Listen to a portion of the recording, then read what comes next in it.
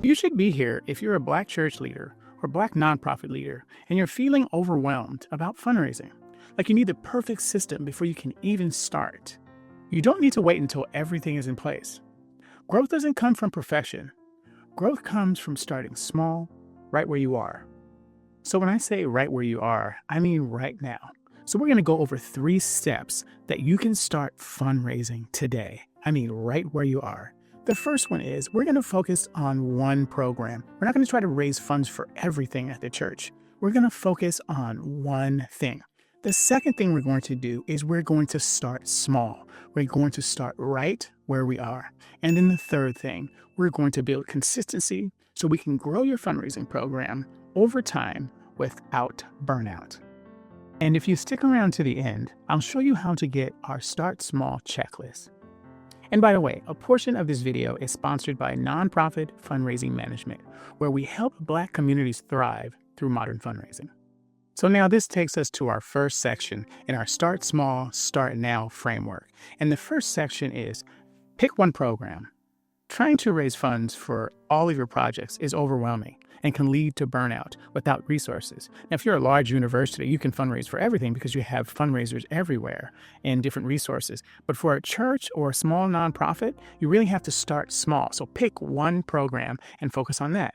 Maybe it's the food bank, maybe it's the youth program, maybe it's scholarships, but focus on one program just to start off, especially when you don't have that much resources. And that leads to clarity and momentum. And then over time, you can spread it out and raise money for other projects as well at the same time. But starting off, let's focus on one project. Now, why does this matter? This matters because if you focus on all of your projects, it tends to create a little bit of confusion and it can burn out your team. So you really want to narrow it down to one project, perhaps 2, but if you're just starting off, focus on one. That brings in clarity, it also brings in momentum, and it also further ensures success because everyone is focused on one thing. I remember we were hired for a church in Atlanta, and they were raising money for about 5 or 6 different programs that they had. And that was overwhelming to them. They couldn't stay focused. They couldn't get their stories correct. And they had their volunteer staff, which was what they mostly were, running around and burning out. And when we came in, we narrowed it down to 2 projects. And then we brought in the 3rd project and then eventually the 4th. And the reason we were able to do that is because we had resources we brought to the table. But when you are a small church or a small nonprofit and you're just starting out and it's you doing the fundraising or maybe you and a volunteer, focus on one project. It gives you clarity, it gives you focus, and it keeps your donors from being confused, and it allows for momentum and likely success. So if you're by yourself or you have a volunteer, focus on one project at a time. Over time, we'll grow and we'll bring in more projects. Now, for a little extra insight, if you have a consultant or nonprofit coach that you're considering to work with, you can do more than one project at a time because you have more resources. That's what's limiting you, is you don't have the resources to do more than 3 or 4 projects at a time. Now, if you're just starting off, as I said before, just focus on one, because without help, you'll burn everyone out, you'll confuse everyone, and you will likely not succeed. However, if you're bringing in a fundraising consultant, you can likely focus on more than 1 or 2 or even 3 projects. Now, this brings us to our first quick quiz, and it's an either or. Which raises more money, fundraising for 5 programs at once or focusing on one? Leave your answers in the comments below. But I'm going to give you the answer right away. Obviously, the answer is focus on one program, because it creates momentum, it creates clarity, and it's more likely to achieve success, especially when you have limited resources. And before we continue, make sure you check out episode 8. Fundraising isn't begging. These are the 3 myths that's holding you back. Make sure you check out that video before you check out this one, because it's going to lead you to this one, which is the final of 9 episodes. So check out episode 8. Now this brings us to our second step in the Start Small, Start Now framework, and that is take one step. Now you don't need a full development plan to start today. Start with one idea. Maybe write a donor thank you letter, or maybe set up online giving, Or better yet, maybe put together a salon for a small gathering about your one program that you're talking about. One thing done is better than 10 things written on paper. Now, why does this matter? Often leaders, especially visionary leaders, like to gather their data, do their research, and this can often lead to paralysis. But you can just start with one step because that creates momentum. You don't run a marathon on your first day. You start out by training. You start off with taking one step. And that's what we want to do here. We want to take one step. Write that thank you letter. Let's get started. That's why this matters. We want to create momentum because this signals to yourself and your community something's happening. Progress is being made. This is momentum. I remember when I was first taking over a development office, I was overwhelmed. There were so many things that needed to be done. But I sat down, and the first thing that I did is I wrote invitations to meet with our donors for the first time. I think I wrote about 20 of them. And I created momentum. I sent them notes. I let them know that I wanted to meet with them. I gave a few of them phone calls, and we started momentum. The very next month, out of the 20, I think it was around 10 or maybe 12 of them increased their gifts for the month. So it was something that we could build on, and we knew that change was happening. Progress was being made. And it wasn't me sitting in an office looking around at all the things that we needed to do. Instead, I picked something and I did it, and it created momentum. And then the next thing, I did something else, and then something else. Then we picked up another program that we started focusing on, and then more and more happened. So just start today. That's the key. Now, if you're considering having consultants or coaches help you, as I mentioned before, you can do more. They can help you actually figure out which things to start first, which ones have the priorities. I like to start people with gratitude, contacting donors and thanking them for their past gifts. That creates momentum. So if I were to guess, and I didn't know what you were doing in your office, my first guess would be start by doing a gratitude tour, calling up your top 20% of your donors and letting them know you appreciate their support. That would be advice a fundraising consultant like myself would likely give you. Another thing a consultant would do is they would get you moving. They wouldn't let you sit around and do the research and collect the data. They would push you forward to get started. And that's one of the things that I do with my clients mostly. I mean, I teach them what to do, but they know that we're going to have a call on, say, Wednesday. And they want to make sure they get their things done before Wednesday. So they get their things done on Tuesday, maybe Wednesday morning. But the coach and the consultant, they keep you moving forward. So that's one thing to think about if you're considering having a fundraiser consultant or a coach to help you move things forward. Now, this brings us to our second quick quiz. And this is a true or false.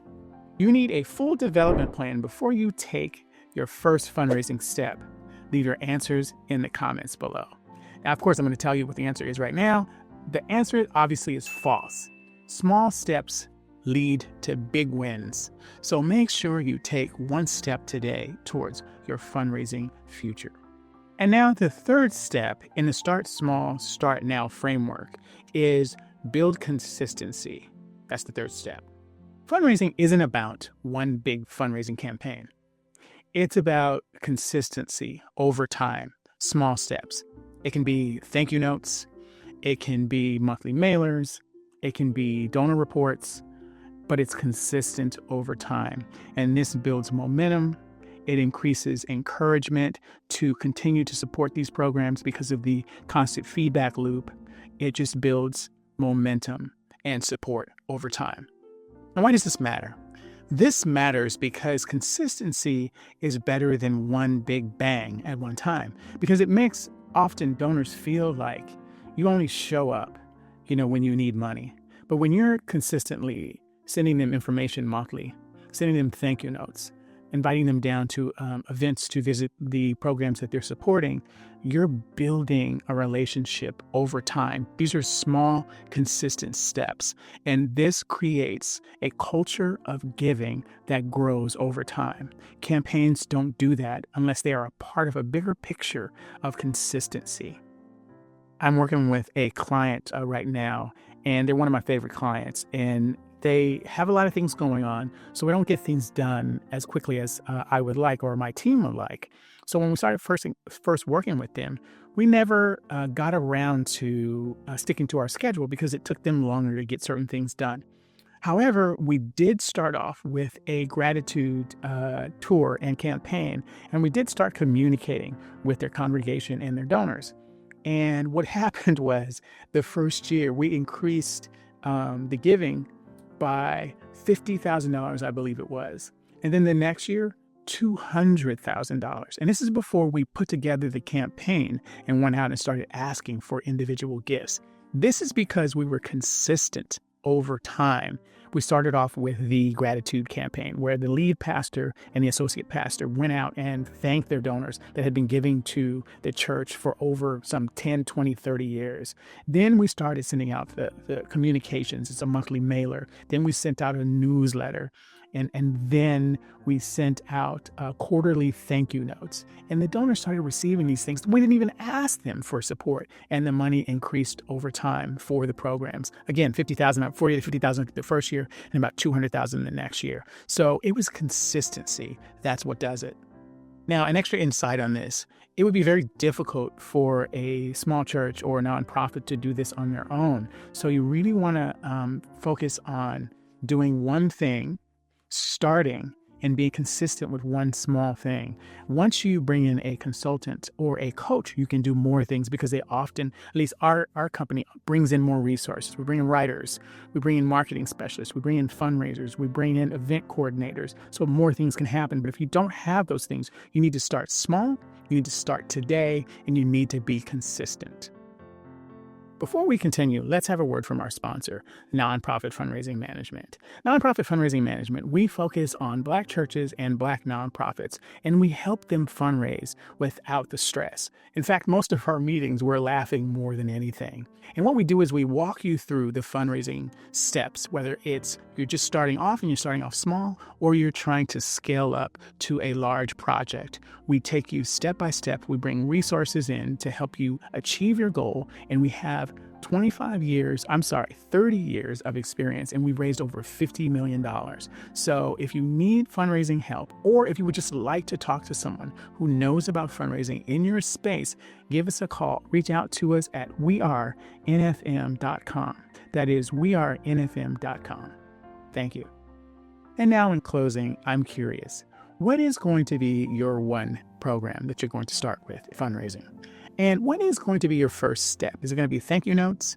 And what is going to be your consistency? What are you going to make sure you're doing at the very beginning? Leave your answers in the comments below. I would love to see how you're going to start this off. And leave questions. I'll try to answer as many as I can. Oh, as promised, to receive your Start Small checklist, just email us at info@wearenfm.com. That is info@wearenfm.com. And we'll send it to you right away. And as always, thank you for watching this video. We truly appreciate you taking the time to learn with us. And if you found this video helpful, please like, subscribe, and ring the bell.